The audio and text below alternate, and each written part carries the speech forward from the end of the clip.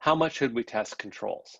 Testing controls is possibly a very expensive procedure that needs to be done repeatedly throughout the audit if we're going to rely on a control. So we have to ask some questions before we engage in this procedure. How often is this control actually used? If a control is for non-routine or doesn't get used that often, it might make more sense to just test the balances rather than test the controls. If the expected rate of control deviations. If we don't think a control is going to work, it doesn't make sense from an audit perspective to test it. Now, both of these prior points relate to private companies where the auditor is not required to evaluate for material weaknesses opinions. If it is an issuer that is required to have an audit of internal controls, we still have to do the same number of testing. The third category, the quality of evidence we need.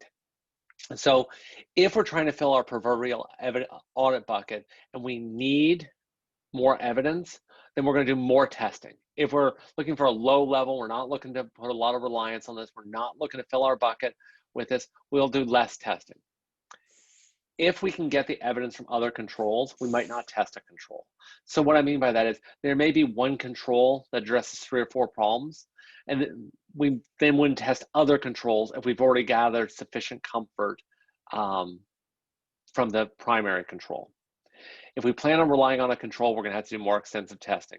If we determine it makes more sense to set control risk at maximum, in other words, engage in substantive strategy and not rely on controls, then we won't test it as much. And if we're going to rely on something throughout the whole year, we're going to have to do more extensive testing. If we're only relying on a control at the end of the year, we'll do different level of testing. That's all going to factor in. There's not a single factor that determines the volume of your control testing, but there are several that would exclude testing, such as if you're not going to rely on it, you don't think it's going to work, those would exclude it. But the whole framework is within that cost-benefit framework. You would only test a control if the perceived benefits outweighed the cost.